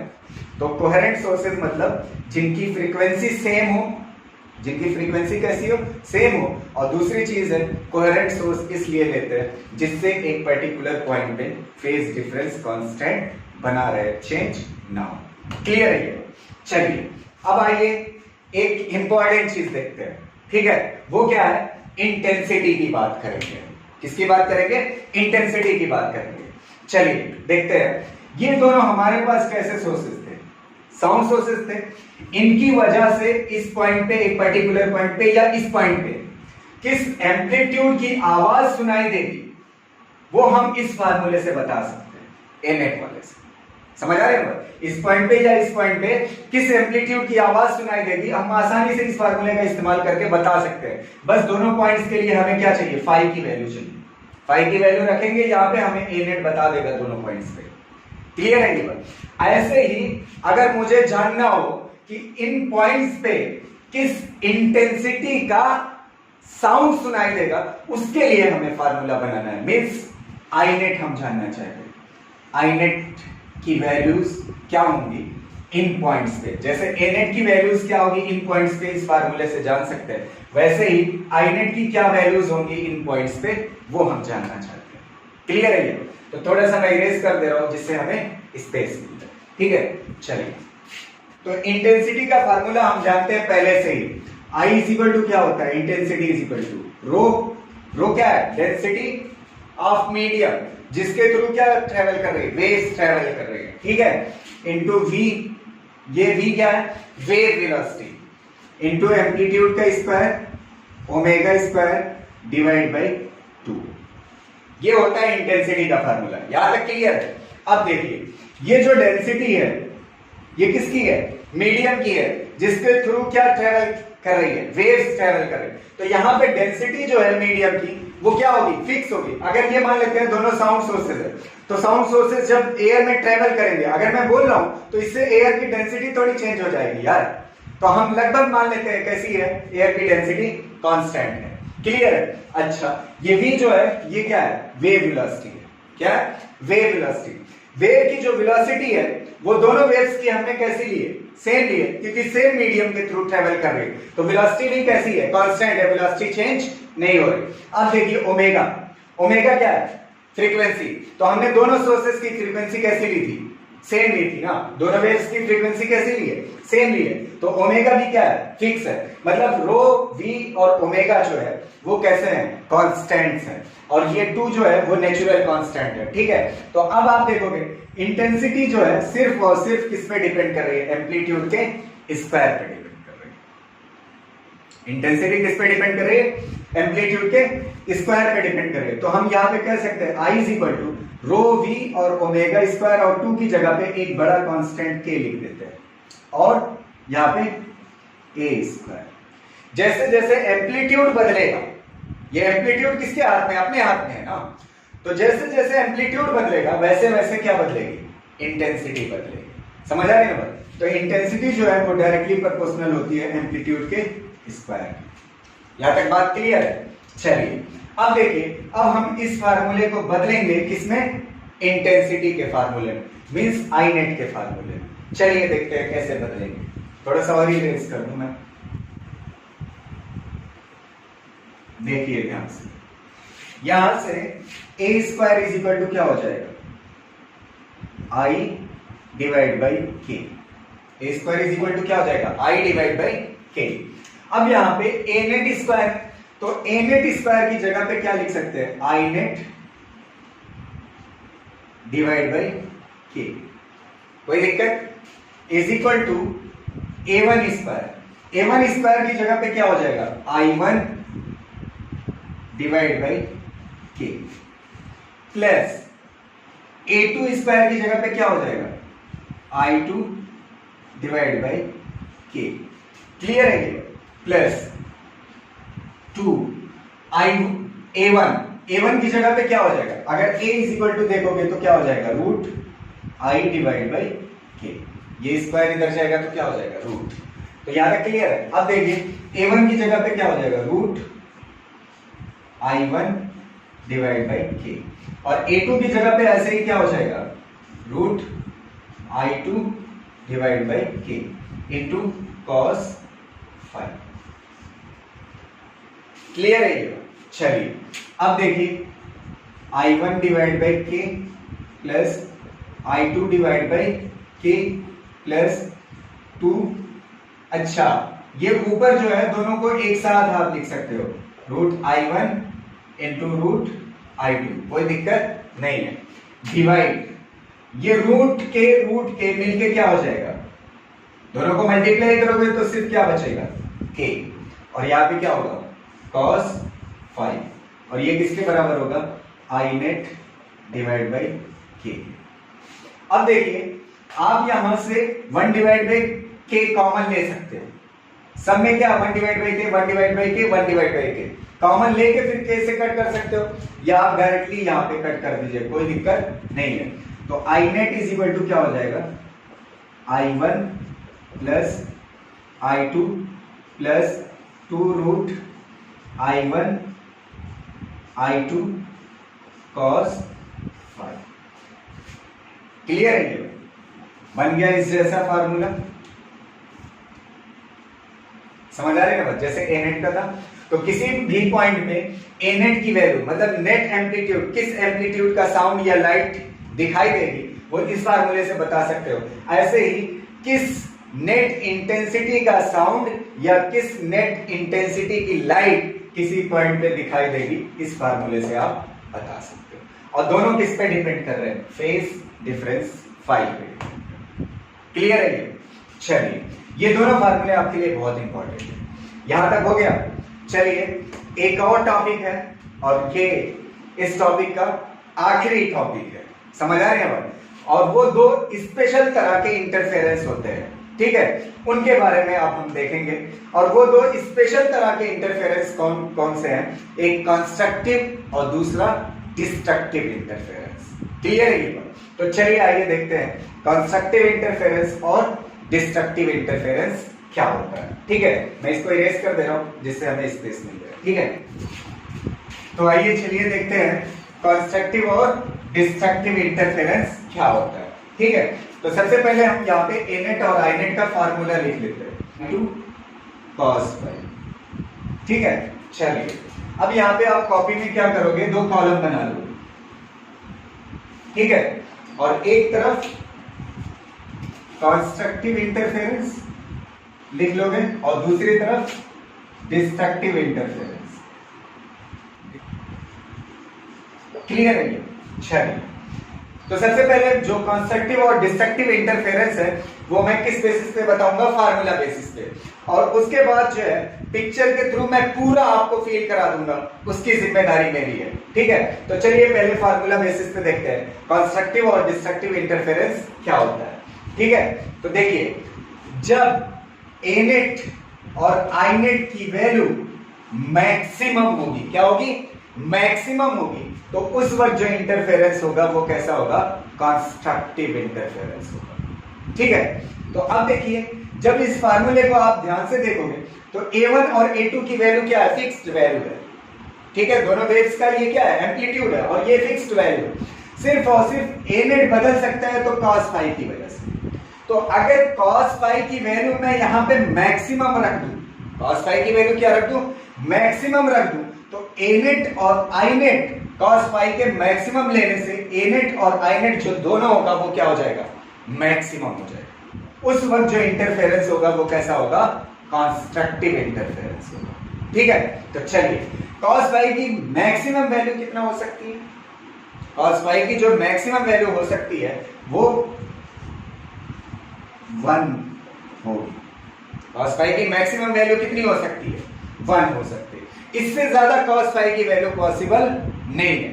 तो cos फाई की वैल्यू 1 कब कब होगी, जब फाई इज इक्वल टू 0 हो, या फिर 2 पाई हो, या फिर 4 पाई हो, या फिर 6 पाई हो, या फिर 8 पाई हो, डॉट डॉट डॉट डॉट। तो जब फाई की वैल्यूज ये होंगी तो उस वक्त cos फाई की वैल्यू मैक्सिमम होगी, और वो किसके बराबर होगी, 1 के बराबर। क्लियर है ये? और जब जब फाई की वैल्यू ये होगी तो उस वक्त cos फाई की वैल्यू मैक्सिमम होगी, और cos फाई की वैल्यू मैक्सिमम होगी तो A नेट और I नेट की वैल्यू मैक्सिमम होगी, और अगर A नेट और I नेट की वैल्यू मैक्सिमम होगी तो उस वक्त जो इंटरफेरेंस होगा कैसा होगा, कंस्ट्रक्टिव इंटरफेरेंस। क्लियर है? चलिए, अब इस फाई को मैं जनरलाइज कर देता हूं, जनरल फार्मूले के फॉर्मेट में लिख देता हूं। तो इसको कैसे लिखेंगे, 2n पाई, क्या लिखेंगे, 2n पाई। तो आप n की वैल्यू 0 लीजिए तो फाई की वैल्यू कितना आएगी, 0। n की वैल्यू 1 लीजिए तो कितना आएगा, 2 पाई। n की वैल्यू 2 लीजिए तो कितना आएगा, 4 पाई। n की वैल्यू 3 लीजिए तो कितना आएगा, 6 पाई। जब फाई इज इक्वल टू इतना होगा तो उस वक्त कैसा होगा, कंस्ट्रक्टिव इंटरफेरेंस होगा। क्लियर है ये? और n क्या होगा, 0 1 2 3 डॉट डॉट डॉट, ठीक है। क्लियर है ये?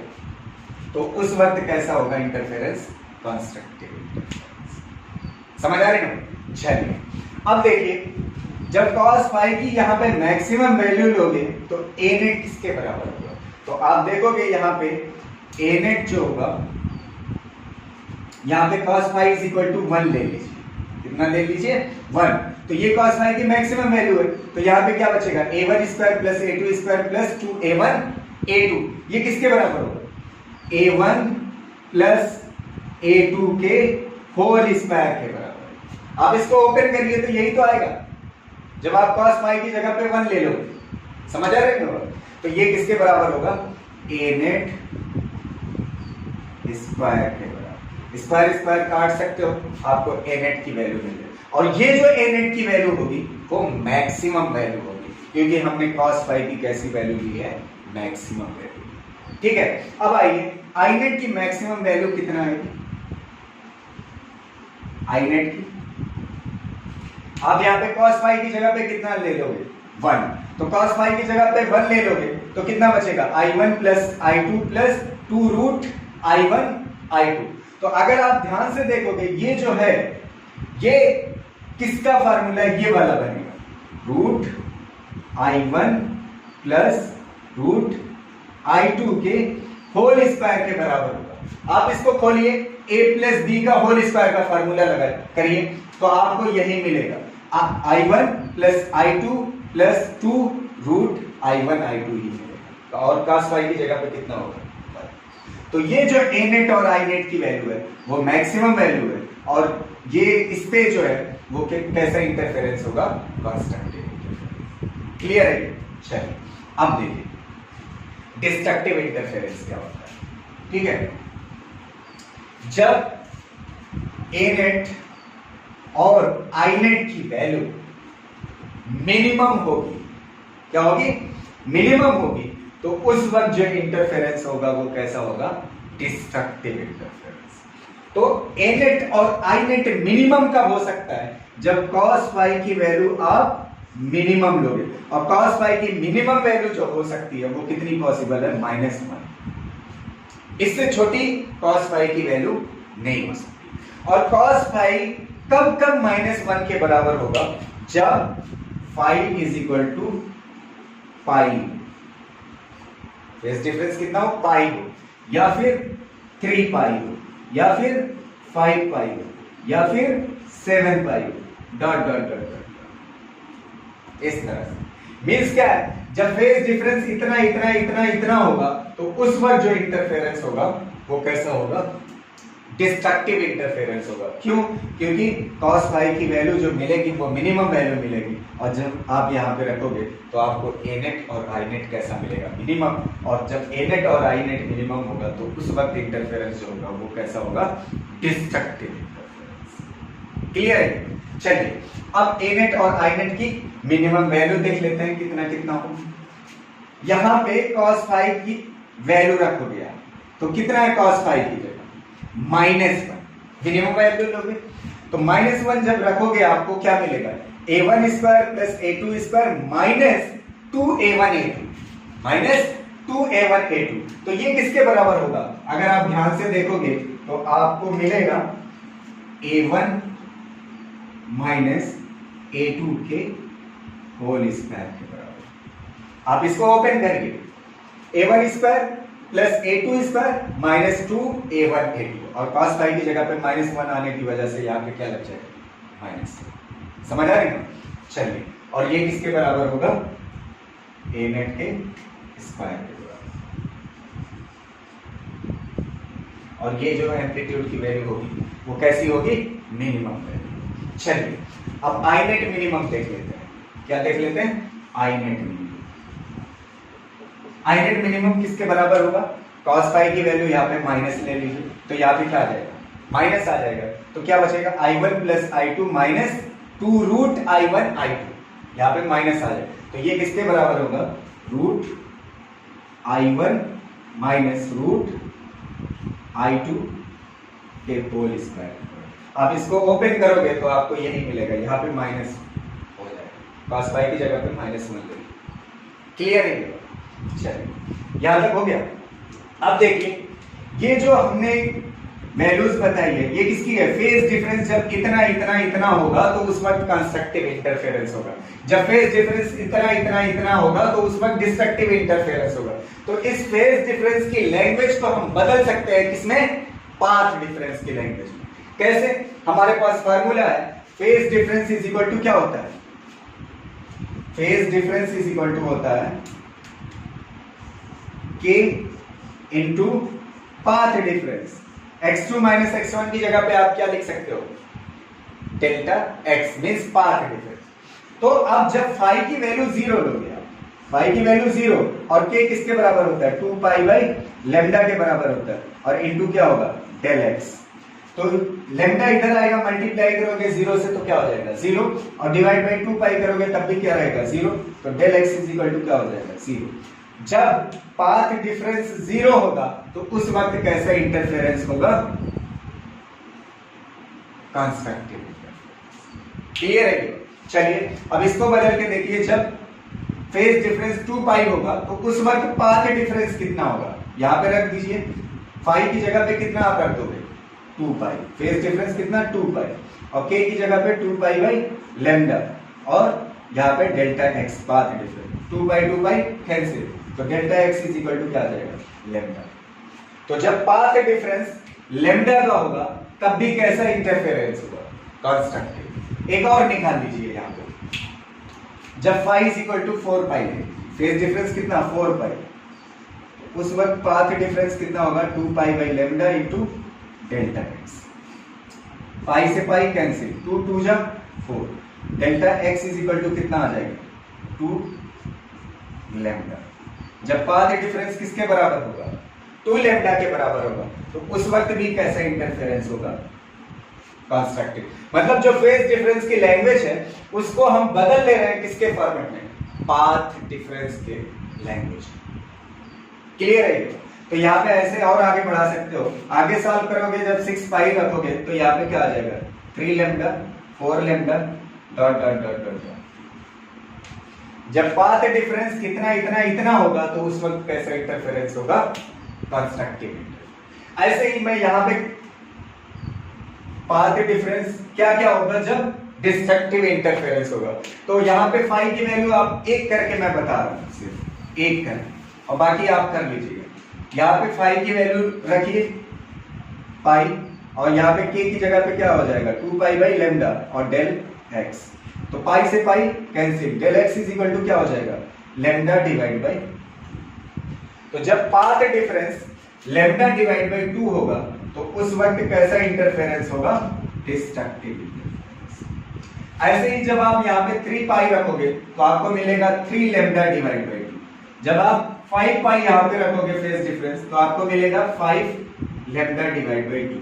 ऐसे जब आप 7 पाई रखोगे तो आपको मिलेगा 7 lambda divide by 2 dot dot dot. जब पाथ डिफरेंस इतने इतने इतने इतने का होगा तो उस वक्त क्या होगा डिस्ट्रक्टिव इंटरफेरेंस। मतलब जब पाथ डिफरेंस इतना होगा तब भी डिस्ट्रक्टिव, जब पाथ डिफरेंस इतना होगा तब भी डिस्ट्रक्टिव, जब पाथ डिफरेंस इतना होगा तब भी डिस्ट्रक्टिव। क्लियर है? तो एक चीज हमें पता चल गई कि कब कब कंस्ट्रक्टिव होगा और कब कब डिस्ट्रक्टिव होगा, दोनों लैंग्वेज में, फेज डिफरेंस की लैंग्वेज में और पाथ डिफरेंस की लैंग्वेज। क्लियर है? अब चलिए मैं इस चीज को थोड़ा सा पिक्चर के थ्रू आपको फील कराता हूं और पूरा मजा आएगा, बहुत ही केयरफुली सुनिएगा, ठीक है? चलिए इसको मैं इरेज कर दूं, थोड़ा सा स्पेस दे दूं, ठीक है?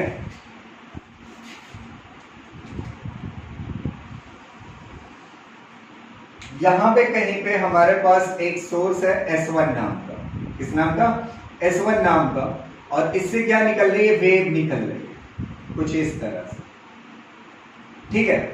और यही इसी जगह पे एक सोर्स है हमारे पास S2 नाम का, क्या है S2 नाम का। इससे जो वेव निकल रही है वो थोड़ा सा बड़े एम्पलीट्यूड की निकल रही है, थोड़ा सा बड़े एम्पलीट्यूड। क्लियर है? चलिए ये दो वेव्स है, एक ब्लैक कलर की और एक रेड कलर की। अब देखिए इस हाईएस्ट पॉइंट को हम क्या बोलते हैं, पॉजिटिव डायरेक्शन में जो है इसको बोलते हैं क्रेस्ट। क्या बोलते हैं? क्रेस्ट। ये जो क्रेस्ट है ये किसका है? ब्लैक कलर वाली वेव का है। और ये भी क्या है? क्रेस्ट ही है, लेकिन ये किसका है? रेड कलर वाली वेव का। ये भी क्या है? क्रेस्ट ही। और ये वाला क्या है? ट्रफ इसको बोलते हैं। क्या बोलते हैं? ट्रफ। और इसको भी क्या बोलेंगे? ट्रफ। लेकिन ये किसका होगा? ब्लैक कलर वाली वेव का। ये ट्रफ किसका है? रेड कलर वाली वेव का।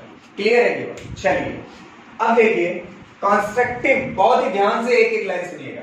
कंस्ट्रक्टिव इंटरफेरेंस मतलब क्या होता है? जब दो वेव्स का क्रेस्ट से क्रेस्ट मिलता है, देखिए क्रेस्ट से क्रेस्ट मिल रहा है ना, तो उस वक्त जो इंटरफेरेंस होता है वो क्या होता है? Constructive interference. कैसा होता है? Constructive interference. अब फील करिएगा, ये दोनों वेव्स हैं, क्या है? दोनों वेव्स हैं। तो ये जब दोनों वेव्स मिलेंगी तो इनके मिलने से क्या होगा? एक रिजल्टेंट वेव बनेगी।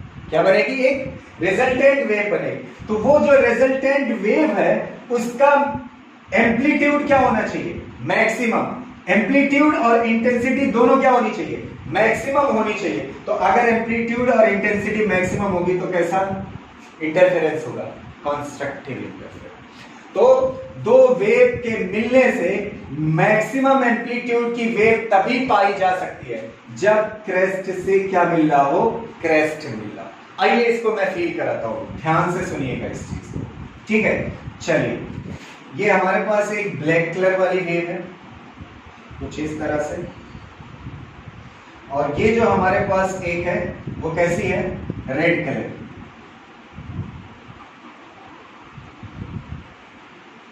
यहां रेड वाली छोटे एम्पलीट्यूड की और ब्लैक वाली बड़े एम्पलीट्यूड। और यहां पे एक पिक्चर बना देते हैं। ये जो है रेड कलर वाली वेव और ये जो है ब्लैक कलर वाली वेव। ध्यान से सुनिएगा, देखिएगा, थोड़ा सा छोटी कर देते हैं, ठीक है। अब देखिए, अगर कोई पार्टिकल यहां पे इस वाली लाइन में यहां कहीं होता तो ये दोनों वेव्स पीछे से चल के आ रही, तो जब यहां पे पहुंचती ये वेव तो इस पार्टिकल को कितना उठाती, ये जो रेड कलर वाली वेव है, तो रेड कलर वाली वेव सिर्फ इतना उठाती, इतना, इस पार्टिकल इतना ही तो उठा सकती है इस पार्टिकल, तो सिर्फ इतना उठाएगी। मान लेते हैं ये जो पोजीशन है वो यहां पे ये बना देते हैं, इससे कितना ऊपर उठाती है रेड कलर वाली वेव, y1 ऊपर उठाती है। कितना ऊपर, y1 ऊपर उठाती है। अब देखिए, इस पार्टिकल को जो यहां पे है, इस पार्टिकल को ब्लैक वाली कितना उठाएगी, यहां से इतना उठाएगी, और ये टोटल कितना है, y2 ऊपर उठाती है। ब्लैक वाली कितना उठाती है, y2। तो इस पार्टिकल के पास टोटल डिस्प्लेसमेंट कितना होगा रेड और ब्लैक वाले की वजह से, y1 प्लस y2। समझ आ रहे हो? और ये क्या होगा, नेट डिस्प्लेसमेंट। समझ आ रहे हो? अब ध्यान से देखिएगा, अगर यहां पे पार्टिकल होता और इन दो वेव, अगर दो वेव्स ऐसे मिलती, ये तो एक तरीका है वेव्स के मिलने का, ये दूसरा है। अब देखिए, ये जो रेड कलर वाली है, रेड कलर वाली कितना उठा रही है इसको, पार्टिकल को इतना उठा रही है, मतलब इस वाले से ज्यादा उठा रही है। ये रेड वाली जो है इतना उठा रही थी ना, लेकिन ये रेड वाली जो है ज्यादा उठा रही, क्योंकि इसका क्रेस्ट यहां पे है, तो मैक्सिमम इसको उठाएगी। वो कितना उठाएगी, मेन से इतना, और इसका y1 जो है वो बड़ा होगा इस वाले y1 से, पहले वाले पिक्चर में जो पार्टिकल को उठाई थी रेड कलर वाली, वो छोटी उठाई थी, लेकिन दूसरी वाली पिक्चर में ज्यादा उठाएगी, क्योंकि इस पॉइंट पे इसका क्या है, क्रेस्ट है, तो ये पार्टिकल को क्रेस्ट तक उठा के ले जाएगी, यहां तक। समझ आ रही है? अब देखिए, ब्लैक कलर वाली कितना उठाएगी इसको, ब्लैक कलर वाली यहां से यहां तक, मतलब जितना ये वाली उठा रही थी ब्लैक वाली, उतना ही बराबर ही उठाएगी। लेकिन जब ये कितना है, y2 के बराबर, जब इसके y1 और y2 को ऐड करोगे तो इसके वाले से बड़ा आएगा, इसके वाले y नेट से बड़ा आएगा इसका y1 प्लस y2। समझ आ रहे हो? तो इन दोनों वेव की वजह से जो रिजल्टेंट वेव बनेगी उतने बड़े एम्पलीट्यूड की नहीं बनेगी जितना इन दोनों की वजह से। तो मतलब दो वेव से मैक्सिमम एम्पलीट्यूड, मतलब मैक्सिमम डिस्प्लेसमेंट पार्टिकल का कब पा सकते हो, या मैक्सिमम एम्पलीट्यूड कब पा सकते हो, जब दोनों वेव्स का क्या मिल रहा हो, क्रेस्ट से क्रेस्ट मिल रहा हो। क्या मिल रहा हो, क्रेस्ट से क्रेस्ट जब मिलेगा तो इस पार्टिकल के पास क्या होगा, मैक्सिमम, मतलब इन दोनों वेव से जो रिजल्टेंट वेव बनेगी वो मैक्सिमम एम्पलीट्यूड की बनेगी। क्लियर पिक्चर दिख रही है ना? तो इससे साफ पता चलता है, जब दो वेव्स साथ साथ चलेंगी तो उस वक्त कैसा इंटरफेरेंस होगा, कंस्ट्रक्टिव इंटरफेरेंस। क्लियर है ये बात? अब देखिए, ये दोनों चीज फील करिए। देखिए, जब दोनों वेव सोर्सेस एक ही जगह पे, तो एक ही जगह पे है तो पाथ डिफरेंस क्या है, 0 है। तो जब पाथ डिफरेंस 0 होगा तो उस वक्त फेज डिफरेंस क्या होगा, 0 होगा, और उस पे कैसा इंटरफेरेंस होगा, कंस्ट्रक्टिव इंटरफेरेंस। क्लियर? अब दूसरी चीज देखिए, जब अगर मैं इस ब्लैक कलर वाले सोर्स S2 को, ये जो पॉइंट है ये S1 का है, और S2 को यहां दोनों का था ना, अभी तक S1 और S2 दोनों एक जगह पे थे, लेकिन अभी S1 को यहीं पे रखते हैं और S2 को यहां कर देते हैं, थोड़ा सा आगे बढ़ा देते हैं, एक वेव आगे बढ़ा,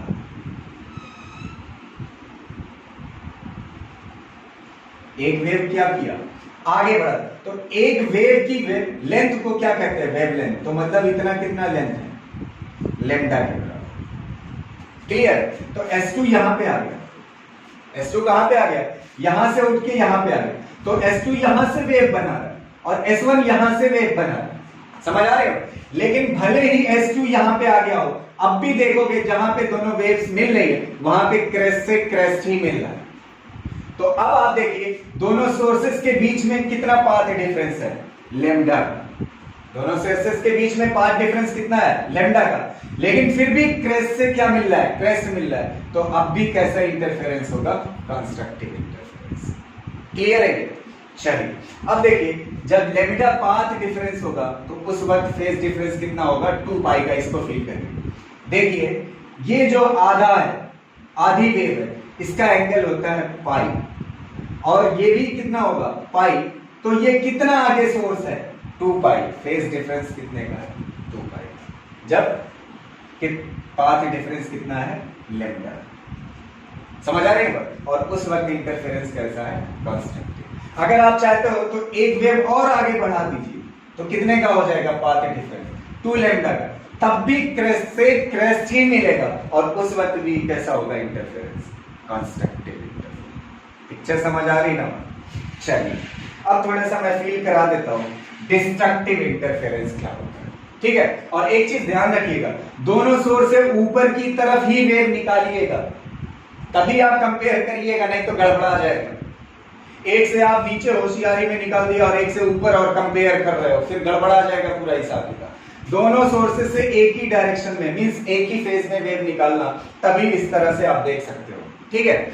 चलिए अब आइए फील करते हैं डिस्ट्रक्टिव इंटरफेरेंस क्या होता है। ठीक है, इसको मैं रेस कर रहा हूं।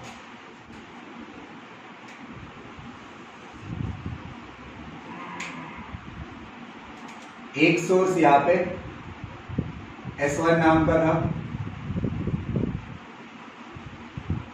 ठीक है, S1 नाम यहां पे। अब देखिए यहां से दूसरी वेव जो ब्लैक कलर वाली है,